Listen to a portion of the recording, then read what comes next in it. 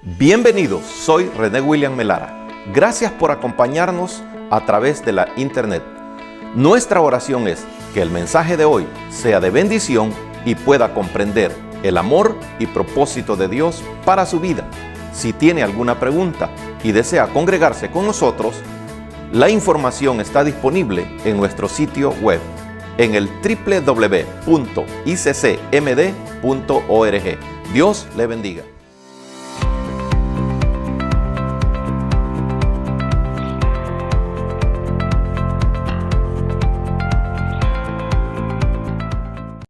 Bueno, hermanos, le voy a pedir que vaya al Evangelio de Mateo en el capítulo 5. Vamos a dar continuidad a la serie que se empezó el domingo anterior, que es Enfocados. No podemos estar desenfocados, hermanos, porque si no, vamos a ir a cualquier lado menos hacia la meta que Cristo Jesús nos ha establecido. Amén. Bueno, ¿tiene Mateo capítulo 5? Bueno, leemos el versículo 20. Dice la bendita palabra del Señor: porque os digo que si vuestra justicia no fuere mayor que la de los escribas y fariseos, no entraréis en el reino de los cielos. Estamos hablando, hermano, de enfocarse en el trabajo que nosotros queremos realizar. Ya en el domingo anterior hablábamos acerca de que Cristo Jesús dejó una ordenanza que cada uno de nosotros debe de tomar. Esa ordenanza la conocemos como la Gran Comisión, el trabajo que el Señor Jesús nos ha dejado, ¿verdad? No para que nosotros, hermanos, nos entretengamos de una manera religiosa, sino que cada uno pueda tomar su posición dentro del ministerio y desde ahí enfocarse hacia la meta, hacia esa comisión que Él le ha dado. Cuando nosotros vemos los grandes líderes de la Biblia, nos encontramos que ellos fueron tomados por parte de Dios y Él les asignó la responsabilidad, les asignó aquel trabajo específico que ellos debían de hacer. Y ellos, hermanos, se esforzaron por querer agradar a Dios y por querer llevar a cabo la obra que Él les había dado. Así que, hermanos, nosotros como iglesia también debemos de enfocarnos en lo que nosotros vamos a hacer. Por eso en esta mañana vamos a hablar acerca de los fundamentos con enfoque en el reino. Muchos hemos escuchado acerca del reino de Dios. Hablamos del reino de Dios. Encontramos que Juan el Bautista habló acerca del reino de Dios, que Cristo Jesús habló acerca del reino de Dios y que también los apóstoles, la iglesia ha seguido hablando acerca de ese reino. Pero ¿cómo nosotros entendemos ese reino? En esta mañana vamos a ver 4 aspectos que debemos de considerar cuando nos referimos acerca del reino de Dios. Y el primero, hermano, concepto que nosotros encontramos en la palabra del Señor acerca del reino de Dios es, hermano, es referido a toda la creación. Dios es el creador de los cielos, Dios es el creador de toda la tierra. Entonces, hermano, Él ejerce soberanía, ejerce autoridad sobre toda su creación.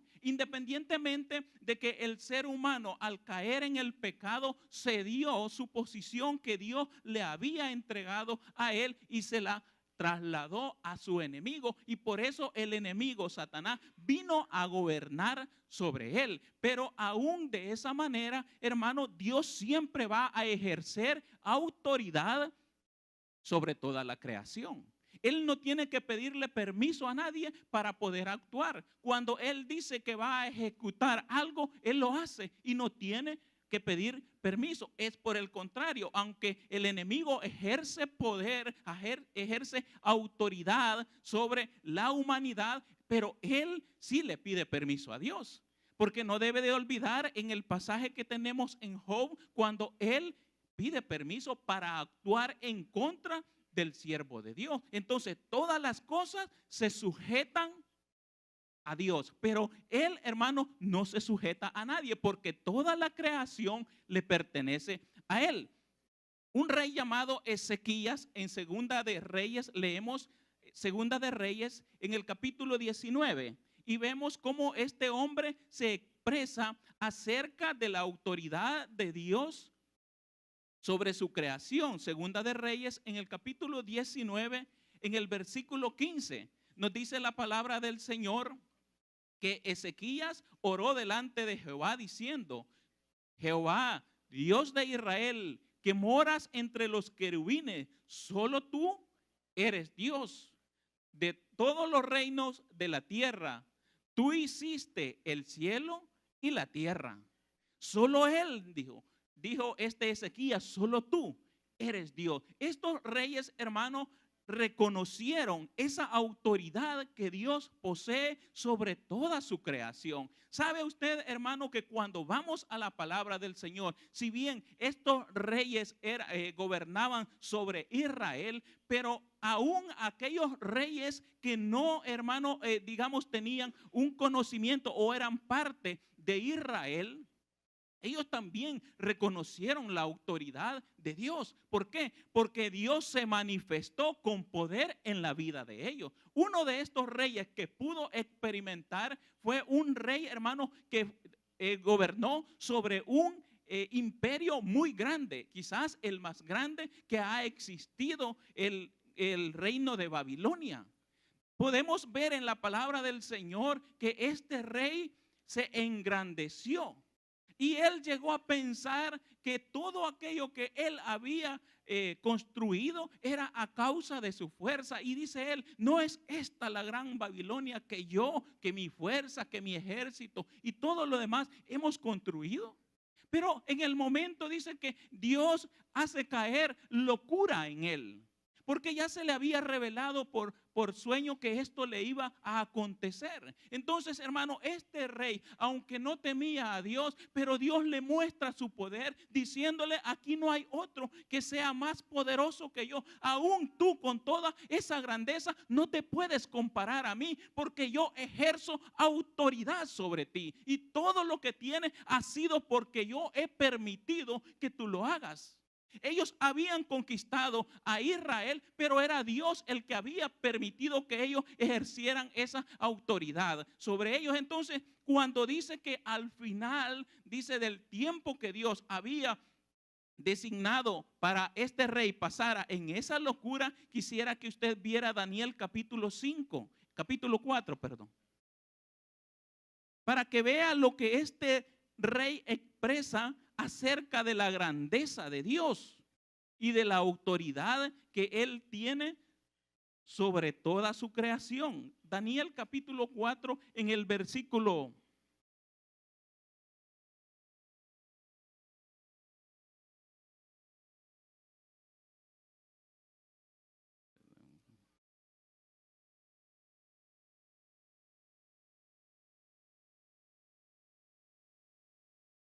Perdón, hermano, que se me ha perdido la cita.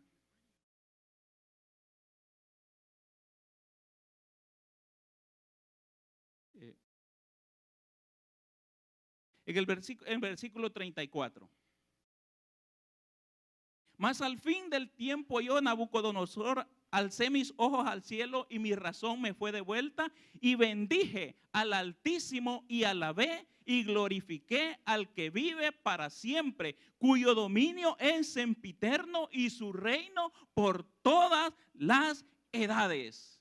Este Nabucodonosor pudo reconocer que aquel reino, aquella autoridad que Dios ejerce sobre su creación no tiene límite en su tiempo. Él dice, su reino es por todas las edades. Desde la creación, Él ha ejercido autoridad sobre su creación, pero desde antes Él era rey, Él ejercía autoridad. Por eso, hermano, nadie puede decir o puede jactarse de estar sobre toda autoridad de este mundo. Hay uno solo que puede decir, yo soy el que tengo toda la autoridad, todo el poder sobre este mundo. Entonces, cuando hablamos, hermano, de toda la creación, hablamos también de que Dios ejerce esa autoridad sobre toda la humanidad, y por eso podemos decir que el reino también se refiere a toda la creación, porque Él ejerce su soberanía sobre su creación. Pero también, hermanos, encontramos en la Biblia que cuando hablamos acerca del reino de Dios, se relaciona con la nación de Israel, porque Dios le dijo a la nación de Israel que ellos iban a ser un reino de sacerdotes y de gente santa. Así que, hermano, cuando habla la palabra de Dios acerca del reino, también hace una referencia a Israel como nación. ¿Por qué? Porque, hermanos, usted cuando va a la palabra del Señor, encuentra que desde que Israel salió de Egipto, no tuvo rey. Cuando entró a la tierra prometida, tampoco tuvo rey. Repartieron la tierra y ellos no tenían rey.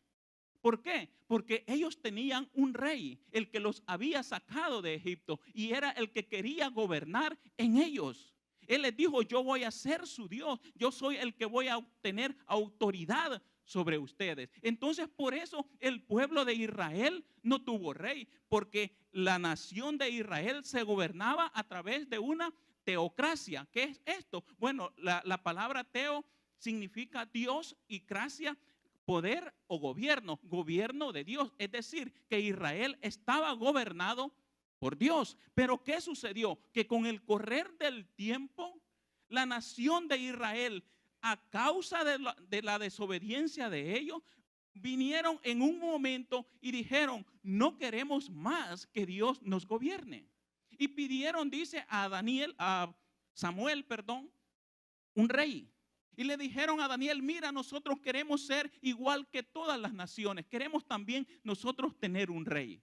¿Y qué sucedió? Dice que eso le dolió a Samuel en su corazón, de que la nación de Israel estuvieran pidiendo un rey, porque ellos habían sido constituidos un reino para Dios, pero ellos rechazan a Dios. Y Dios le dice a Samuel: mira, no te pongas triste, no te han rechazado a ti, me han rechazado a mí.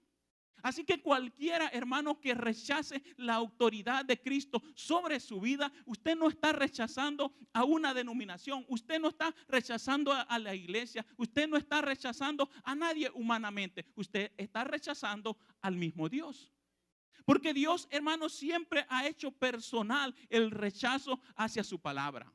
Y Él dijo: no te han rechazado a ti, me han rechazado a mí. Y por eso Él, hermanos, les constituyó reyes. Así que cuando Cristo viene, también de la misma manera el pueblo de Israel se resistió a recibir su Mesías. ¿Qué sucede? Que cuando llevan a Jesús frente a Pilato, les dice Pilato: aquí está el rey de los judíos. Y los judíos dicen: no, fuera con este, crucifícale.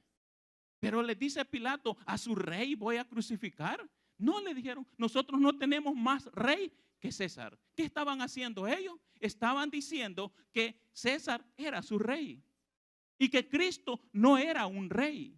Pero a ellos se les había profetizado que iba a venir su Mesías, el deseado, el que ellos estaban esperando, iba a venir, iba a andar entre ellos, pero ellos no le reconocieron. No quisieron aceptar a aquel Mesías que había venido. ¿Por qué? Porque no había venido a la manera que ellos querían. Entonces, hermano, dice la palabra del Señor, quisiera que vea en Mateo capítulo 21, Mateo 21.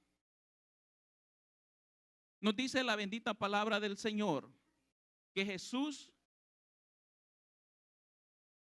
les dice en el versículo 43. Dice: por tanto os digo que el reino de Dios será quitado de vosotros y será dado a gente que produzca los frutos de él.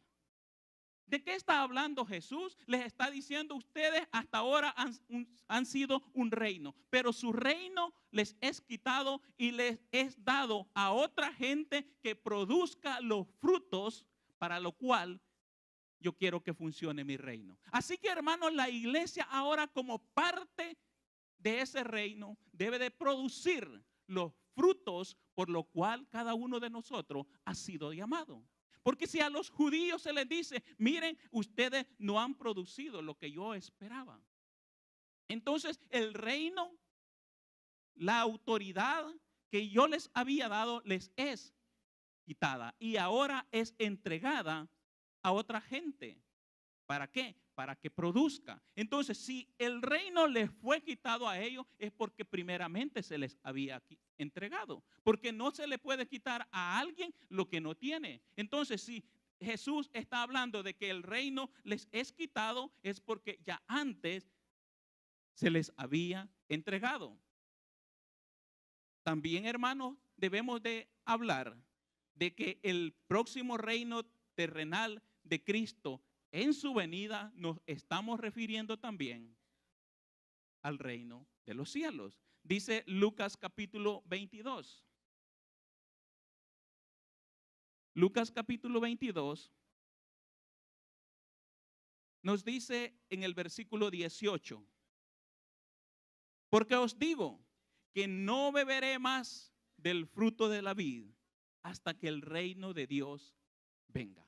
Jesús hablando con sus discípulos, allá en la cena que ellos tuvieron, estaban en una celebración compartiendo el pan y el vino. Y Jesús les dijo, no voy a beber más del fruto de la vid hasta que el reino de Dios venga.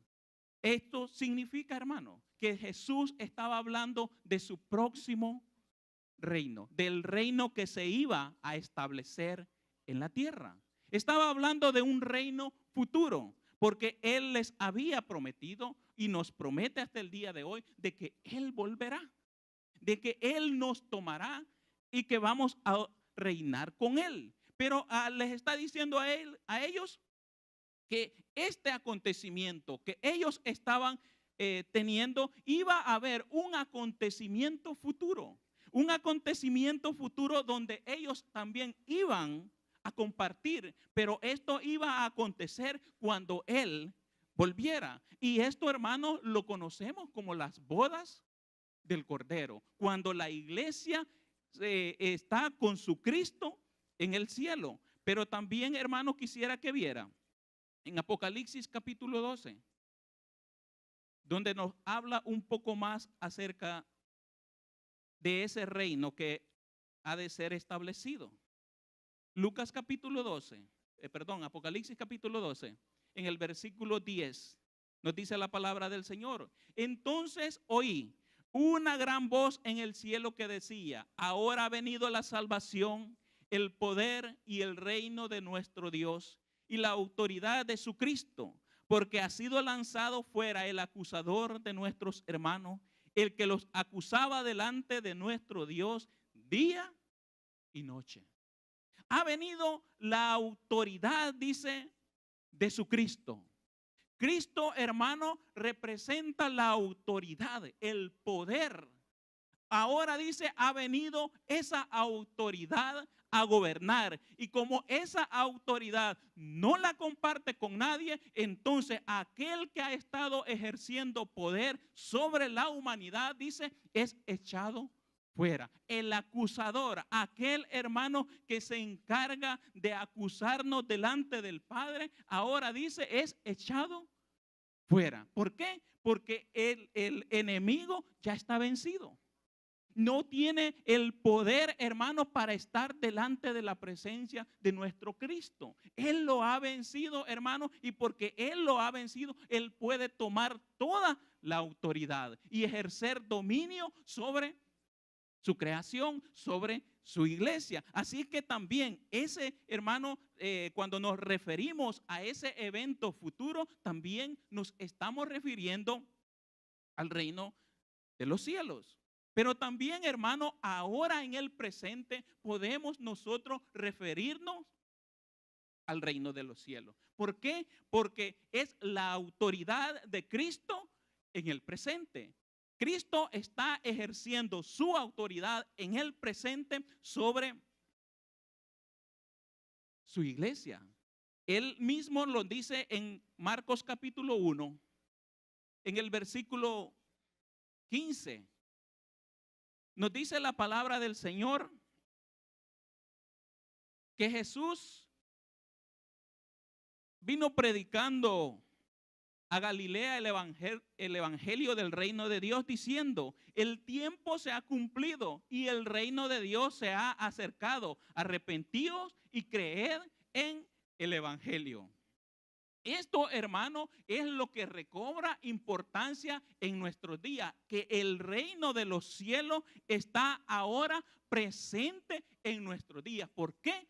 Porque la presencia de Cristo Jesús está en medio de su iglesia. El poder de Dios está en su iglesia. La autoridad de Dios está en su iglesia. Así que, hermano, el reino de los cielos, todo aquel, dice Juan capítulo 3. Juan capítulo 3, todos conocemos la conversación que Jesús tiene con un maestro de Israel llamado Nicodemo. Pero Jesús le dijo: de cierto te digo que el que no naciere de nuevo no puede ver el reino de los cielos. Es decir, hermanos, que si nosotros hemos nacido de nuevo, somos parte del reino de los cielos. ¿Se alegra por eso? Amén. Nosotros, hermanos, dice que si le dijo Jesús a Nicodemo: si no nacieres de nuevo, tú no puedes ver el reino de los cielos. Tú no puedes ser parte de ese reino de los cielos. ¿Por qué, hermano? Porque en ese reino no puede entrar contaminación. Y usted sabe que la naturaleza humana está contaminada por el pecado. Por eso es necesario un nacer en el Espíritu. Porque, hermano, el reino de los cielos se viene a establecer de una manera espiritual, pero se manifiesta de una manera física. Pero si no hay un cambio en nosotros, no podemos ser parte de ese reino. Porque este Nicodemo conocía mucho de la palabra del Señor. Él sabía, hermano, la ley. Él la podía explicar, pero no era parte del reino de Dios. Porque no había nacido de nuevo. Entonces, hermano, nosotros hoy en día podemos ver mucha gente que habla de Dios. Pero realmente son de Dios. No lo son. Porque si no han nacido de nuevo, no van a ver el reino de los cielos. Es sencillo. Por eso Jesús, la importancia que le da de predicar acerca del reino, está por sobre todas las demás cosas. Porque aquel quizás vino a ver qué podía aprender de Jesús.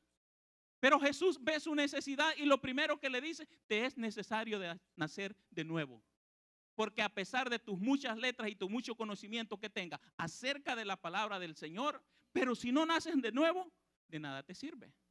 Por eso te es necesario nacer de nuevo, para que seas parte de ese reino. Para que ahora esté bajo la autoridad de Dios.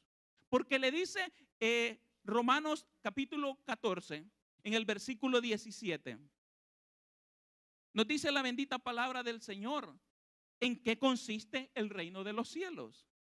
Dice Pablo: porque el reino de Dios no es comida, tampoco es bebida, sino justicia, paz y gozo en el Espíritu Santo.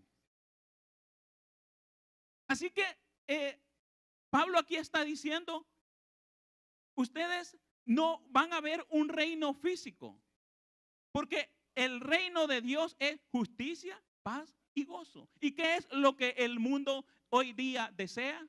Justicia, paz y gozo. ¿Por qué? Porque la justicia humana está amañada, está corrupta y por lo tanto no puede llamársele justicia. Pero la justicia de Dios es recta, porque Él es justo. La paz que el mundo anuncia y promueve es una paz falsa. Porque no, hermanos, aunque ellos tomen acuerdos, no los pueden cumplir. Ellos mismos fallan. Entonces la paz que el mundo ofrece no es paz. El gozo que el mundo ofrece es pasajero. Un día, un momento está feliz, pero luego está triste. ¿Por qué? Porque en muchas veces depende de los efectos que alguna sustancia pueda contener. Y esa sustancia, dicen ellos, nos da verdadero gozo, nos da paz. Pero cuando pasa el efecto, siguen en su misma condición miserable. Pero la paz y el gozo que Dios da no depende de las circunstancias en que estemos rodeados, sino que siempre vamos a alabar, siempre vamos a exaltar, siempre vamos a glorificar el nombre de nuestro Dios. Porque esa paz, hermano, solo la puede producir el Espíritu Santo. Por eso, hermanos, es que la palabra del Señor nos exhorta a que nosotros debemos de buscar ese reino. Por eso Jesús les dijo: mas buscad primeramente el reino de Dios y su justicia, y todas estas cosas os serán añadidas. Buscar a Dios y su justicia. Ocuparnos, hermano, de las cosas más importantes. Si somos parte de ese reino, vamos a trabajar por las cosas de ese reino. No ocuparnos de los demás. Dijo Jesús: todas las demás cosas son las que nos mantienen a nosotros ocupados, pero nos alejan de la presencia de Dios. Y nosotros nos esforzamos por obtener las cosas que perecen, las que son de este mundo. Pero Jesús dijo: busquen primeramente el reino de Dios y su justicia. Es ahí donde se deben de enfocar en querer obtener ese reino, trabajar por ese reino. Porque, hermano, el creyente no debe de estar nunca satisfecho acerca de lo que ha hecho en la obra de Dios. No debe, hermano, nunca estar satisfecho de las experiencias que ha podido tener al encontrarse en la intimidad con Dios. Siempre, dijo Jesús, debemos sentirnos que necesitamos más de Él. Porque dijo Él: bienaventurados los pobres en espíritu, porque de ellos es el reino de los cielos. Aquellos hermanos que constantemente desean la presencia de Dios. Aquellos que se esfuerzan por querer agradar a su Dios. El reino de Dios está con nosotros. El reino de Dios está en nosotros. En Lucas capítulo 17 nos dice la palabra del Señor que los fariseos vinieron a Jesús preguntando que cuándo había de venir el reino de Dios.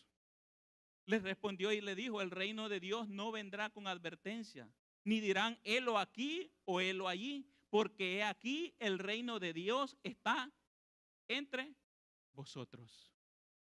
¿Y quién era el que estaba ahí? Cristo. Porque donde Cristo está, ahí está el reino de Dios. Si Cristo está en su corazón, el reino de Dios es una realidad en nuestras vidas.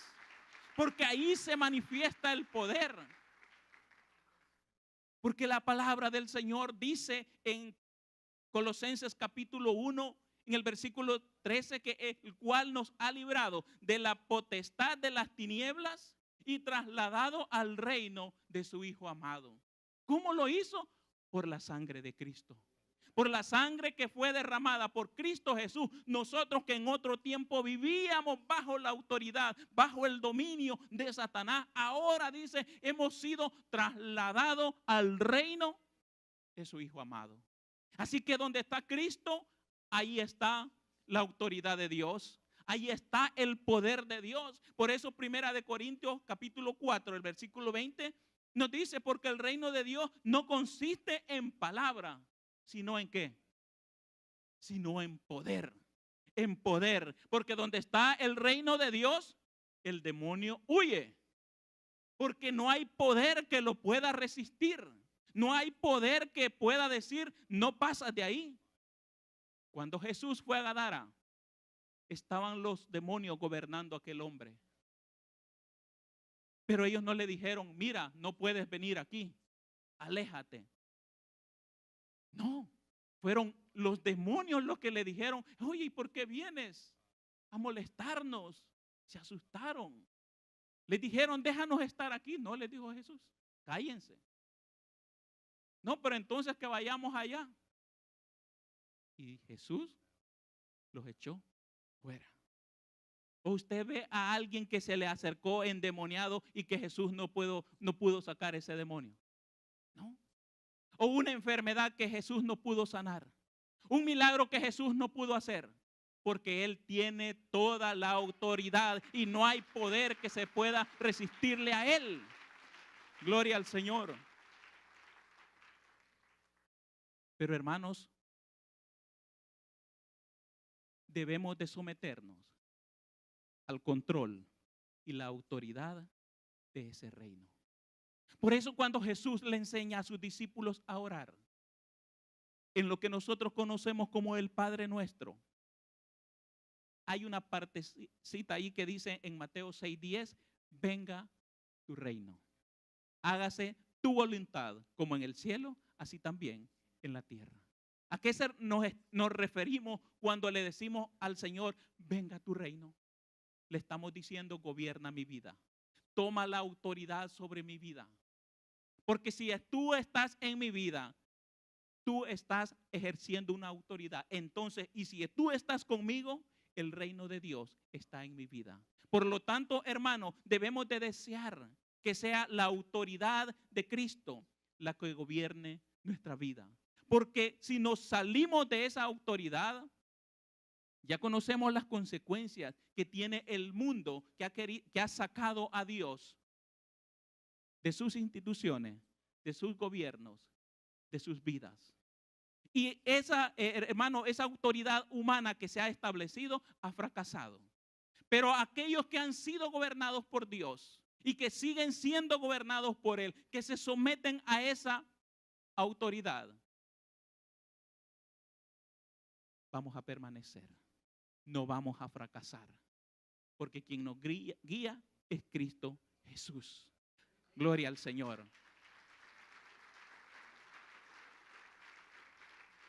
¿Cuáles son, hermanos, esos fundamentos en los que debemos basar el reino de Dios y mantenernos enfocados en ese reino, trabajando para ese reino?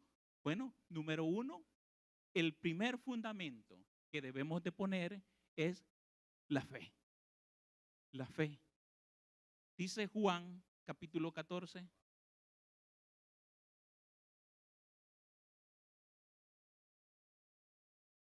Capítulo 14 de Juan. En el versículo 1 Jesús les dijo, no se turbe vuestro corazón. Creéis en Dios, creed también en mí. Ahí Jesús les está diciendo que van a venir muchas cosas que van a querer desestabilizar la credibilidad que ellos tienen en Jesús. Para los judíos no era difícil creer en Dios. Ellos creían en Dios. Pero Jesús les dijo, ¿creéis en Dios? Creed también en mí. Porque la dificultad para los judíos fue creer en Cristo. Creer que Él era el Mesías que Dios les había prometido. Entonces Jesús les dice, no se turbe vuestro corazón, no se confunda su corazón. Creen en Dios, crean también en mí. Porque es necesario, hermano, que nuestra fe la depositemos en Cristo Jesús.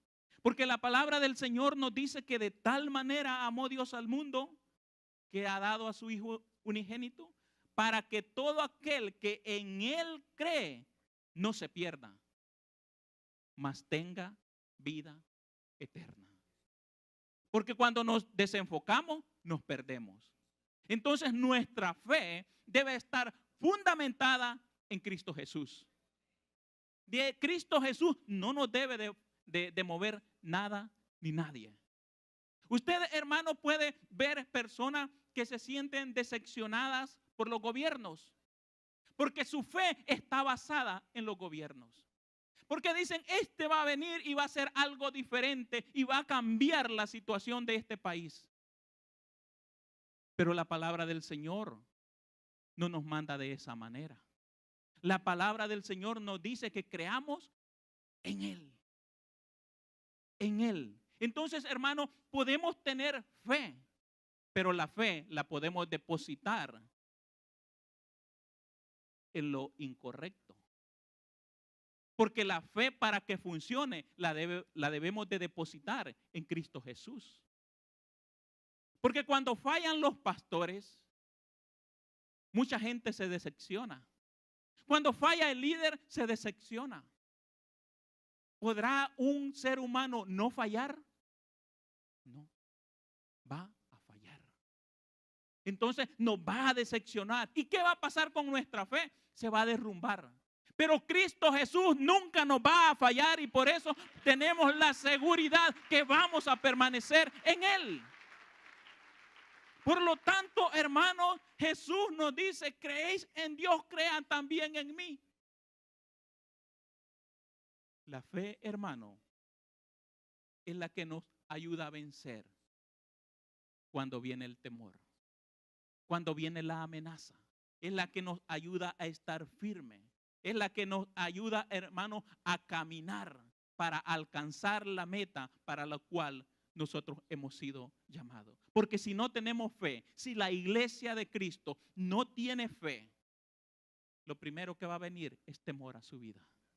Y el temor la va a paralizar, no la va a dejar avanzar. ¿Qué hace usted cuando ve algo peligroso? Ve una amenaza para su vida. Se detiene, no avanza. Pero Cristo Jesús dice, tengan fe en mí.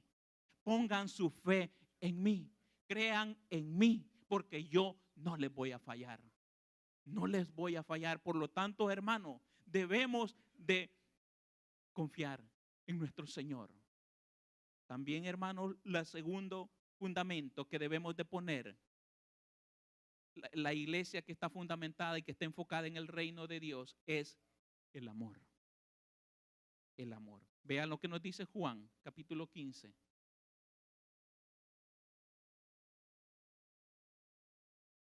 Juan capítulo 15, en el versículo 9, nos dice la bendita palabra del Señor, como el Padre me ha amado, así también yo os he amado. Permaneced en mi amor. Y el versículo 12 dice, este es mi mandamiento, que os améis uno a otro como yo os he amado. Nadie tiene mayor amor que este, que uno ponga su vida por sus amigos. Vosotros sois mis amigos si hacéis lo que yo os mando. Jesús está diciendo, yo los amo a ustedes de tal manera que voy a poner mi vida por ustedes. Nadie dice tiene mayor amor que este, que el poner su vida.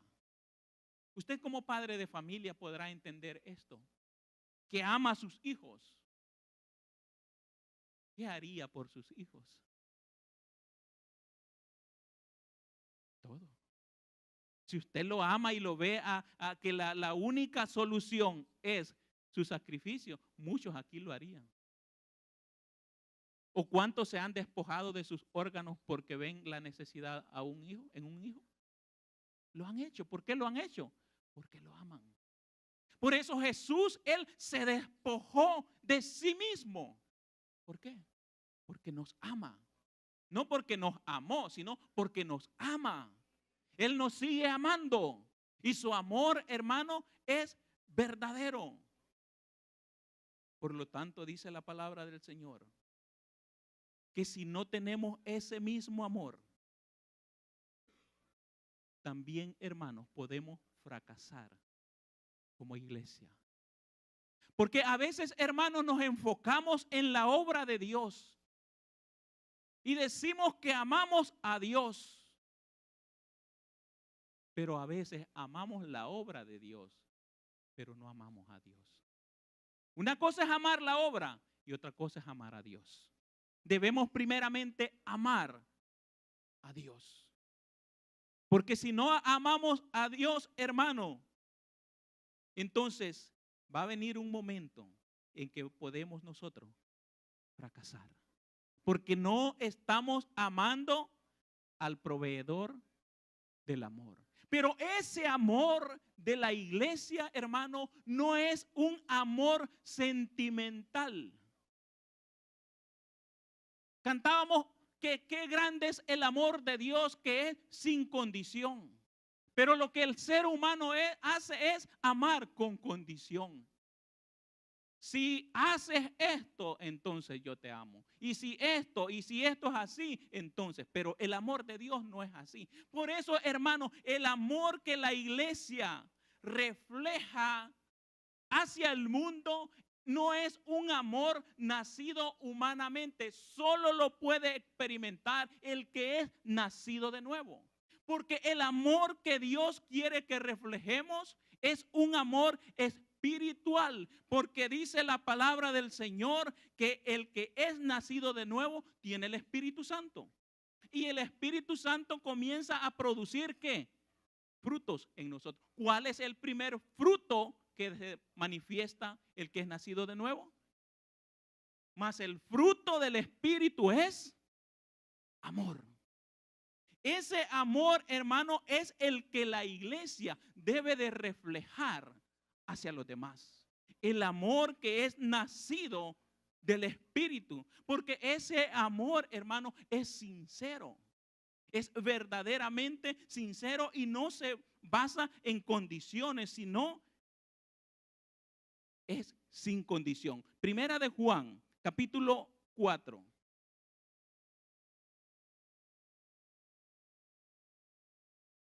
Primera de Juan capítulo 4 en el versículo 7. Nos dice, amados, amémonos unos a otros, porque el amor es de Dios. Todo aquel que ama es nacido de Dios y conoce a Dios. El que no ama no ha conocido a Dios. ¿Por qué? Porque Dios es amor.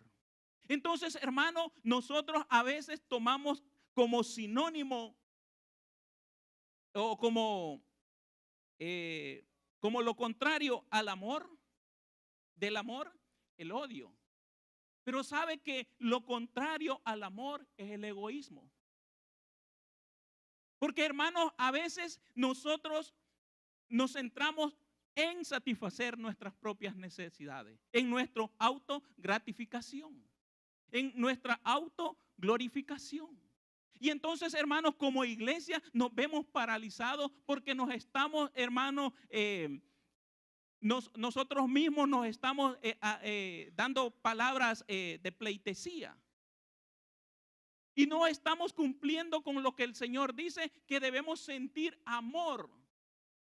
Porque Él dice, si se aman ustedes entre ustedes mismos, bueno, si esto lo hacen los fariseos también. Pero dice, el amor que yo quiero que ustedes hagan es que amen a sus enemigos. Que no veamos, hermano, al mundo como nuestros enemigos. Porque la gente del mundo no son nuestros enemigos. No son ellos. A ellos dice Jesús, ustedes deben de amarlo. ¿Amarlo para qué? Para compartirle el reino de los cielos. Para decirles que hay un Salvador. Y para mostrarles las promesas que Dios nos ha dejado en su palabra. Por eso dice Pablo, que si yo hablase lenguas humanas y angélicas y no tengo amor, vengo a ser como metal que resuena o címbalo que retiñe. Y si tuviese profecías y entendiese todos los misterios y toda ciencia y tuviese toda la fe de tal manera que trasladara los montes y no tengo amor, nada soy. Así que, hermano, si usted ve un gran ministro, alguien que se autoproclama como un profeta, como un apóstol, pero no hay una manifestación de amor, dice, yo no soy nada, dice Pablo. Si no hay amor a mí, si usted, hermano, se sacrifica, pero lo que hace es sin amor, usted no está haciendo nada, yo no estoy haciendo nada. Lo principal es que debo de amar. Porque usted, hermano, puede dar sin amar, pero no puede amar sin dar. Si usted ama, va a dar. Pero si usted no ama, puede también dar. Porque usted ve en esas recaudaciones que hace el mundo, ahí están las compañías dando miles de dólares. ¿Lo hacen por amor? ¿Lo hacen por promoverse? por decir tal, tal compañía, son generosos. Pero lo que ellos esperan es que la gente vea esa generosidad y como respuesta vayan donde ellos. Entonces ellos están buscando una ganancia, una recompensa de todo aquello que ellos están haciendo. Pero nosotros como iglesia estamos predicando el evangelio no porque esperamos una recompensa en esta tierra, sino porque la esperamos del cielo, porque Él dice que Él nos va a recompensar. Entonces, hermano, lo que nosotros podamos estar haciendo, debemos de evaluarnos y debemos de ver si lo que estamos haciendo es porque realmente amamos a Dios. Porque dice Pablo, no, es que ustedes o yo puedo, dice Pablo, ser el más grande de todos. Pero si en mí no hay amor, nada soy. Ahora, hermanos, el servicio que usted presta a Dios, ¿por qué lo está haciendo? Por amor. Debe de ser por amor. Debe de ser por amor. Si quiere estar enfocado, si quiere, hermano, estar, tener la seguridad de que su trabajo no es en vano, usted debe de amar. Yo debo de amar. Yo debo sentir amor, hermano, por aquel que me salvó, por aquel que me rescató. Pero también dice la palabra del Señor que otro fundamento que la iglesia que esté enfocada debe de poner es guardar la palabra. Regresemos a Juan capítulo 14. Juan capítulo 14, dice la bendita palabra del Señor: si me amáis, guardad mis mandamientos. Si me amáis, guardad mis mandamientos. Y el versículo 10 del capítulo 15 nos dice: si guardareis mis mandamientos, permaneceréis en mi amor, así como yo he guardado los mandamientos de mi Padre y permanezco en su amor. Dice Jesús, mis mandamientos. Para obedecer esos mandamientos, debemos de conocerlos cuáles son. Porque si no, hermano, ¿qué vamos a obedecer? Toda la iglesia entonces debe de conocer cuáles son los mandamientos de Dios. Y una de las principales ordenanzas que Jesús dio fue el cumplimiento de la gran comisión. Y Él nos da la base que ese cumplimiento también lo debemos de hacer con fe, pero también con amor. Pero debemos de atender la palabra del Señor para poder obedecerla. Porque, hermanos, si no la conocemos, no la vamos a poder obedecer. Y si la conocemos y la desobedecemos, entonces entramos en una rebeldía. Una rebeldía no en contra de la iglesia. Porque muchas personas dicen, no, yo allí no me involucro en el trabajo porque allí no lo valoran. Es que usted no está trabajando para la iglesia. No es que yo no trabajo en esa iglesia porque ese líder no me cae bien. Usted puede poner cualquier pretexto. Pero lo que debe de saber es que si usted se queda sin hacer nada, a quien está desobedeciendo es a Dios.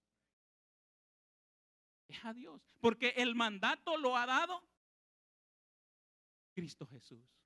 La obediencia, hermano, es el resultado de la formación espiritual de todo creyente. Por lo tanto, hermanos, debemos nosotros de formarnos. ¿Formarnos en qué? En la palabra del Señor. ¿Para qué? Para poder estar correctamente enfocados. Para, hermanos, poder enfocarnos en el reino de Dios. Para que una iglesia funcione, debe de enfocarse en la fe, en el amor y en la obediencia. Si esas tres cosas fallan, la iglesia va a fracasar. No Cristo. Cristo siempre va a triunfar, pero nosotros como iglesia nos vamos a quedar sin el fruto que Dios espera de cada uno de nosotros. Por lo tanto, hermano, esforcémonos para poner en práctica estos fundamentos que la palabra del Señor nos ha traído a nuestras vidas. Amén. Confiamos que el mensaje de hoy haya sido de bendición para su vida. Si tiene alguna pregunta o desea información de nuestras actividades y cultos, visite nuestro sitio web en el www.iccmd.org. Muchas bendiciones.